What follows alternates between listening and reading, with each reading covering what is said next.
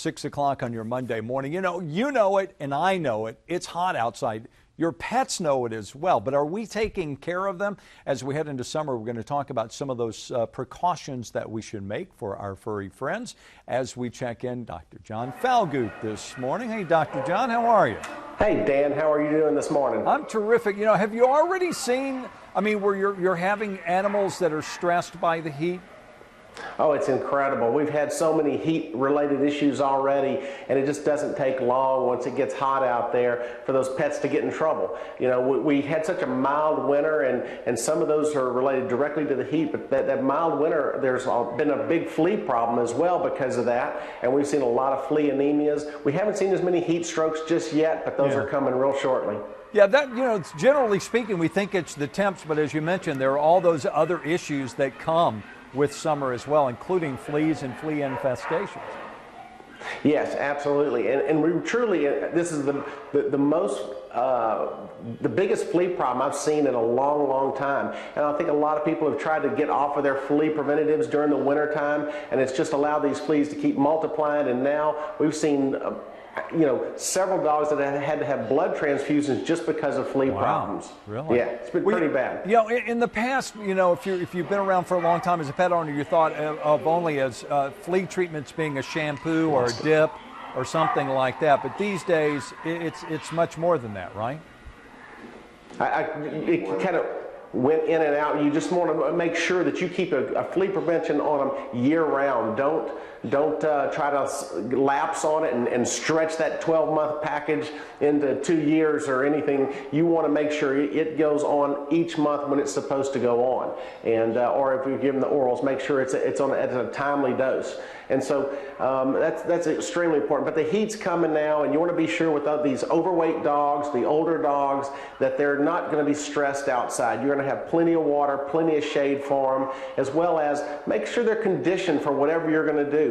The what we call the brachycephalic breeds, those short-faced breeds, the pugs and the bulldogs, don't get them outside exercising because they're going to get overheated. The long-coated dogs are going to also have problems. And you can shave a lot of those dogs down and make them more comfortable, and just make sure that you're paying attention to their respiration. When they go outside and start to pant, slow down, get them inside and get them cool.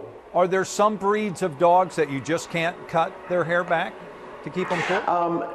Well, there's some that just don't need it, and there's really short-coated dogs. A lot of labs get shaved down as well, and it really makes a big difference. Now, you're not going to shave it down to the skin. You're going to leave about a ½ inch on there because that leaves a barrier of protection for the sun. They do get sunburned just as you and I can, and so you have to have that layer there, as well as it does create a cooling effect with the hair on there, so they can all be shaved down. There's just you have to be careful not to go too close on it. Of course, some people try to do it at home. It can be done. Yeah. It's not an easy thing, so the groomers know exactly how to do that, and that's what I recommend for them. All right. Again, we're talking with Dr. John Falgout.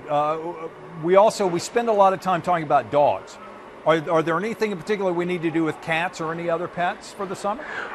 Well, the cats are amazing how they find ways to get out of the heat. You still have to be cautious of these cats when they're outside. They have the same, you have a lot of the Persians and those cats that have the short noses. Those are the ones that you have to be careful of in the heat as well. However, they're going to find shade generally, but keep in mind to go look for them. When you're starting your car, they're going to be underneath the car to get shade, so be careful with that. And then, of course,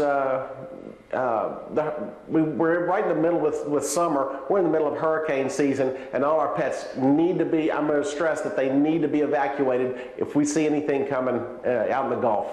All right. The other thing that I want to talk about before I let you go is the idea of diet for summer. Is there anything that we should be adjusting for our animals? Yeah, you don't need to feed quite as much in the summer as you do during the winter, and because they don't need to generate that metabolism for the heat right now. So definitely cut back. It's a great time. We've got one of our biggest problems with our pets is obesity, and if we can cut back just on the amount that we're feeding and get them outside and exercise. The weather's been great. It's been a little warm, but go early in the morning, late in the evening. But cut back on that food just a little bit so that we can. This is the time that you want to trim those dogs down. All right, John. We'll come back and talk a little bit more. Again, Dr. John Falgout, he's out at Beaumont Animal West and visits with us from time to time to talk about you and your pets.